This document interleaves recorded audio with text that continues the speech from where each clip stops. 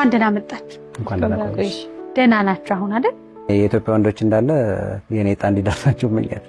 ልጄን አይ ቲንክ 4 ወር ወይ እንደዚህ 5 ወር አካባቢ በጣም ከባድ ህመም ውስጥ ነበር እና ላይክ ልጄ ሆዴ ውስጥ እንዳለ ኦፕሬሽን መሰራት ነበረብኝ እና በጣም ከባድ ጊዜ ነው ያሳለፍነው። የዛን ጊዜ መወለድ ይችላል፣ ጤነኛም ልጅ ይፈጠራል። ከመቶ 2 ሰው ምናምን አካባቢ የሚገጥመው ነገር ነው። ግን ጠብቀሽ መጨረሻ ልጁ ሲወለድ ወይ ጤነኛ ሊሆን ይችላል።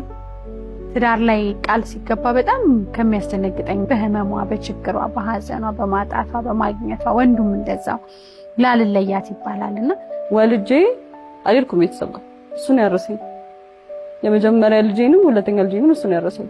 እንደሱ አይነት ሰው አለ ብዬ አላስብም። ምን አይነት አራሽ ባል ነው? እስቲ ምንድነው የሚዋጣል? በክትፎ ነው የሚያረሰኝ። በክትፎ ነው የታረሽ እንዴ? ከባድ ይሄ ወዝ ዝም ብሎ አልመጣም ማለት። በስድቡ የተከፉት አብሮኝ ቤተሰቦቼ እሷ ነው እንጂ እኔ አላማው ስለነበረኝ ምንም አልመሰለኝ። ብዙ ሴቶች ያለ አባት ልጅ የሚያሳድጉ ብዙ ሴቶች አሉ። ውሃ እንኳን የሚሰጣት አታምታሳልፍ ሴት አለች አይደል? እና ባል አጠገብሽ ሆኖ አይዞሽ እያለ አብሮሽ ያለ ወጣት ባል ደግሞ መኖር ቀላል አይደለም። በጣም ይቅርታ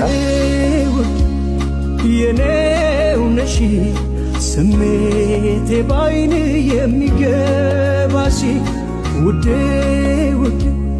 የኔው ነሽ ጨዋታ ባይን